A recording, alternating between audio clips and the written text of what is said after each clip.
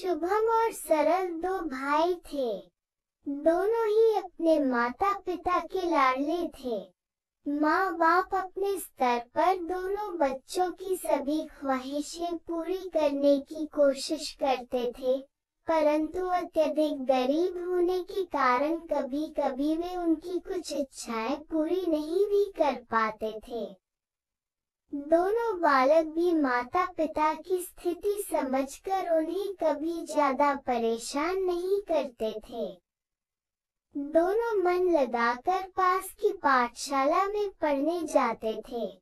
उनके शिक्षक सदैव उनकी प्रशंसा करते थे, परंतु फिर भी शुभम से अक्सर कुछ लोगों को कटुभाषी होने की शिकायत होती थी। शुभम मन का साफ था, परंतु उसके बोलने का ढंग ही ऐसा था कि सामने वाले को बुरा लग जाता था। माँ ने उसे कितनी ही बार समझाया था, शुभम, हमारे व्यवहार से पहल, हमारी वाणी और बोलचाल के कारण लोग हमारे दुश्मन या दोस्त बन जाते हैं। शुभम प्रयास भी करता, परंतु उसके प्रयास सफल ही नहीं होते। वो अपने भाई सरल की तरह मीठा बोलता तो उसे लगता कि यह अनावश्यक दिखावा कर रहा है। एक दिन शुभम और सरल स्कूल से लौट रहे थे। उन्होंने देखा कि एक ही सुई सड़क के किनारे दर्द से कराह रही थी। शुभम ने आगे बढ़कर पूछा, तुम्हें डॉक्टर के पास ले चलूं? बूढ़ी स्त्री इनकार करते हुए पीछे हट गई। सरल ने अपनेपन से पूछा, दादी, आपको तो बहुत चोट लगी है, दर्द हो रहा होगा। आओ, मैं आपको डॉक्टर के पास ले चलता हूँ। बूढ़ी स्त्री की आंखों में आंसू आ गए। उसे आशीर्वाद देते हुए वे उसके साथ चलने को तैयार हो गई। दोनों भाई उन्हें डॉक्टर के पास ले गए, मरहम पट्टी कराई और उनके घर छोड़ दिया।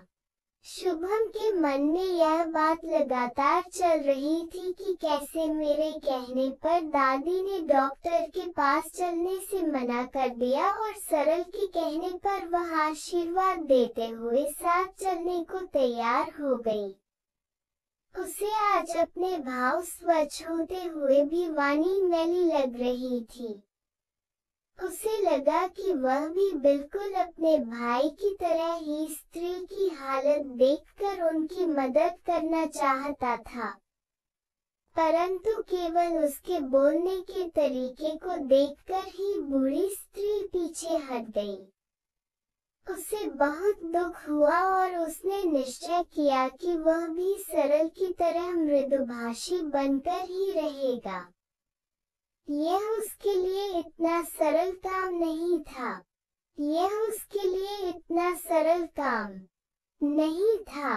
उसने एक कैलेंडर लिया और जिस दिन भी वह कड़वा बोलता कैलेंडर में निशान लगा देता। फिर से अपनी गलती पर अफसोस करता और दोबारा इस तरह न बोलने को निश्चय करता। अब धीरे धीरे कैलेंडर में लगने वाले निशान कम होने लगे। शुभम की भाषा और बोलचाल के तरीके में सुधार आने लगा। लोग उसके माता पिता से उसकी प्रशंसा करने लगे। शुभम ने अपने कटुभाषी होने की आदत से पूरी तरह छुटकारा पा लिया था। हमें सदैव मीठी भाषा में ही बोलना चाहिए।